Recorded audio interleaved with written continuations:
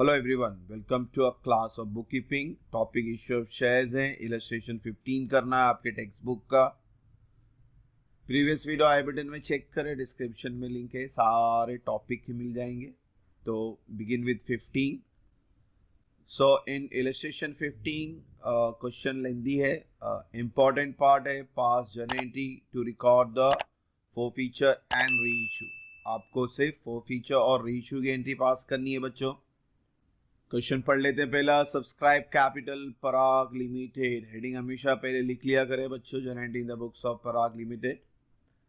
एक है 30,000 equity share है, फेस वैल्यू 100 है। दूसरा है 50,000 प्रेफरेंस शेयर है, उसका भी फेस वैल्यू 100 है।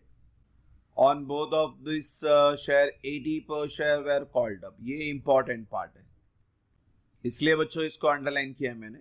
फेस वैल्यू इंपॉर्टेंट नहीं होता है, कॉल्ड अप इंपॉर्टेंट होता है, क्योंकि कंपनी के पास कितना रुपया आया, 100 रुपया नहीं आया, कंपनी के पास 80 रुपया आया।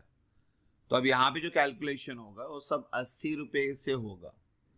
तो ये कॉल्ड अप बहुत जरूरी है। हर सब में तो नहीं दिया था, इस सब में दिया है कॉल्ड अप करके। तो इसको ध्यान में रखना कि कॉल्ड अप इंपॉर्टेंट है, फेस वैल्यू इंपॉर्टेंट नहीं है। तो हमारा कैलकुलेशन जो होगा वो 80 के हिसाब से होगा, दोनों के लिए। बोथ शेयर बोला है इसीलिए दोनों के लिए।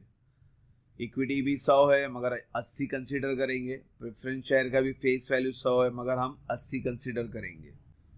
The director forfeited 500 equity share. Forfeit cancel कर रहा है इक्विटी शेयर का। एक बंदा है आशीष, उसको दिया था हमने। और क्यों? क्योंकि वो फेल हो गया है। कहाँ फेल हो रहा है वो? फर्स्ट और सेकेंड कॉल ऑफ ईच 20 पर शेयर। तो यहाँ पे बच्चों दो जगह अपने को फोरफिट करना है, कैंसिल करना है। फिर they also forfeit 500 preference share. एक बंदा है अशोक, उसके पास है। वो कहाँ फेल हो रहा है बच्चों? अलॉटमेंट में, फर्स्ट कॉल में और सेकंड कॉल में। यानी प्रेफरेंस शेयर में 3 जगह कॉल कैंसिल हो रहा है। इक्विटी शेयर जो 500 कैंसिल हुआ वो सिर्फ 2 जगह हो रहा है, फर्स्ट और सेकेंड कॉल में। फर्स्ट और सेकेंड कॉल का रेट उन्होंने बोला है 20 पर ईच बोला है। तो 20 रुपया फर्स्ट कॉल के लिए भी रहेगा, 20 रुपया सेकेंड कॉल के लिए भी रहेगा। और प्रेफरेंस शेयर में अलॉटमेंट का 20, फर्स्ट कॉल का 20 और सेकेंड कॉल का भी 20। The director reissued this forfeited share of Ashish at 60 per share, ₹80 paid up, and those of Ashok at 72 per share, ₹80 paid up. All reissue share were taken up by Anaga, pass the entry, record forfeiture करना है, reissue करना। अब reissue में ध्यान देना, आपको जो 80 paid up है, यानी आपने जो कॉल्ड अप किया था 80 का, वो भी पैसा नहीं मिलेगा रीइश्यू में। रीइश्यू कर रहे हैं तो ये जो अनगा नाम बोल रहे हैं, तो ये बोल रहे हैं कि हम 60 रुपया ही देंगे। किसका? इक्विटी शेयर का। यहाँ पे उन्होंने नाम दिया आशीष, तो आशीष से अपना इक्विटी शेयर कैंसिल हुआ था, उसको ध्यान देना। तो 60 इंटू 500 करेंगे रीइश्यू में ऑफ इक्विटी शेयर। फिर अशोक के पास अपना प्रेफरेंस शेयर था 500 शेयर, ये भी रीइश्यू हो रहा है मगर 80 पे नहीं, कितने पे हो रहा है? 72 पे। तो रीइश्यू के टाइम पे ये ध्यान देना, ये इंपॉर्टेंट है। अब पहली एंट्री फोरफिट की करेंगे। 500 इक्विटी शेयर है अपना। 500 को नॉर्मली हम क्या करते हैं? अपने फेस वैल्यू से मल्टीप्लाई करते हैं, मगर ये सब में उन्होंने कॉल्ड अप इस वजह से दिया था। तो आपकी जो पहली एंट्री रहेगी दैट विल बी 500 इंटू 80, 5 40 यानी 40,000 बना। यहाँ पे इक्विटी शेयर 2 था, फर्स्ट और सेकेंड कॉल फोरफिट हो रहा है, यानी पहला फर्स्ट कॉल 20 रुपया, इसका भी 20 रुपया है, multiply by 500, 5 to 10, 10,000। Same way second call भी है, उसका भी नाम आएगा, उसको भी 20 रुपया इंटू 500 करेंगे, 10,000। फिर फोरफिट में आपको शेयर कैपिटल डेबिट में लिखना होता है और फोरफीचर आपको क्रेडिट में लिखना होता है, और ये हमेशा बैलेंस होता है, डेबिट और क्रेडिट का डिफरेंस होता है। तो आपके जितने भी शेयर कैंसिल हुए वो क्रेडिट में लिखो, आपका जो मेन वैल्यू है 500 इंटू फेस वैल्यू करने बोलता हूं मैं हर सब में, क्योंकि वहां पे कॉल्ड अप नहीं होता, यहाँ पे कॉल्ड अप का डिटेल है।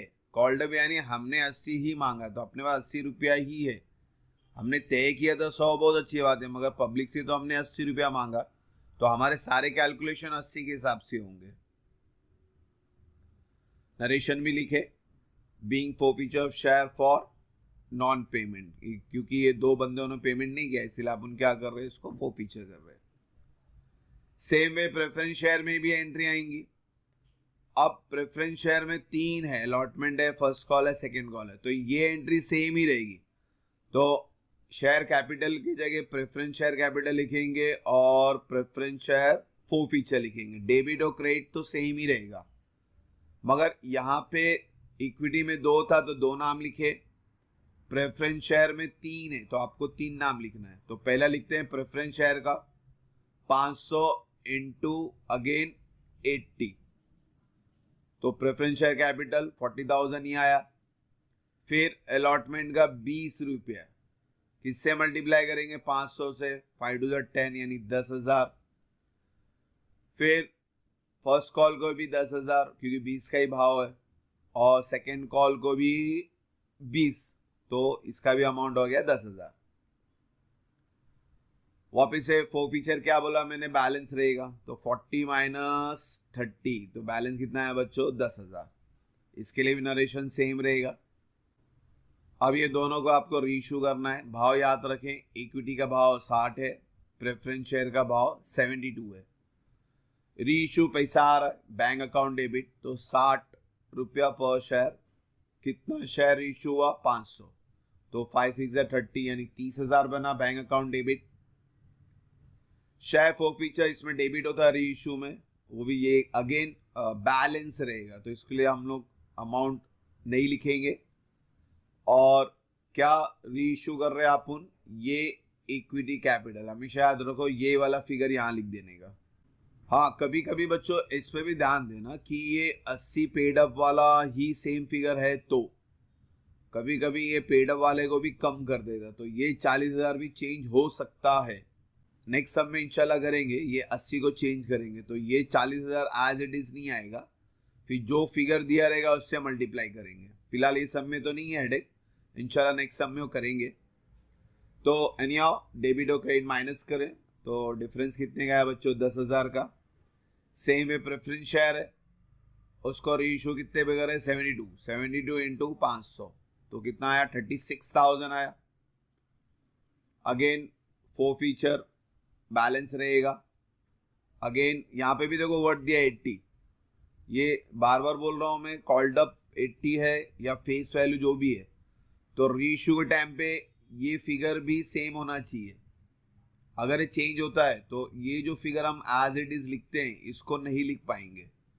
तो फिलहाल इसमें भी मैंने 40 सेम लिखा इक्विटी के लिए, तो प्रेफरेंस शेयर के लिए भी सेम रहेगा 40,000। फिर ये दोनों का डिफरेंस 4,000 आ गया। और जब भी रीइश्यू करते हैं तो उसकी 2 एंट्री आती है, पहले रीइश्यू पैसा आएगा, फिर इसको कैपिटल रिजर्व में ट्रांसफर करेंगे, डिफरेंस ऑफ फोरफीचर। देखो इक्विटी का डिफरेंस कितने का है बच्चों, 10,000, ये भी फोरफीचर है, ये भी फोरफीचर, ये डेबिट में और ये क्रेडिट में।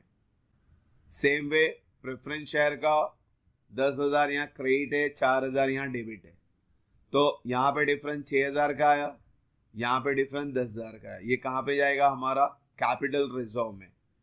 इक्विटी शेयर फोरफीचर का डिफरेंस 10,000, प्रेफरेंस शेयर का डिफरेंस 6,000, और टोटल कम्स टू 16,000। कहाँ जाएगा ये, कैपिटल रिजर्व में।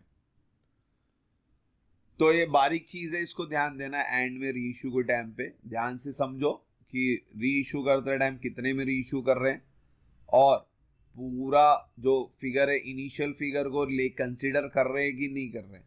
अगर नहीं करेंगे ना कंसीडर, तो ये 40,000 और ये 40,000 में डिफरेंस आएगा।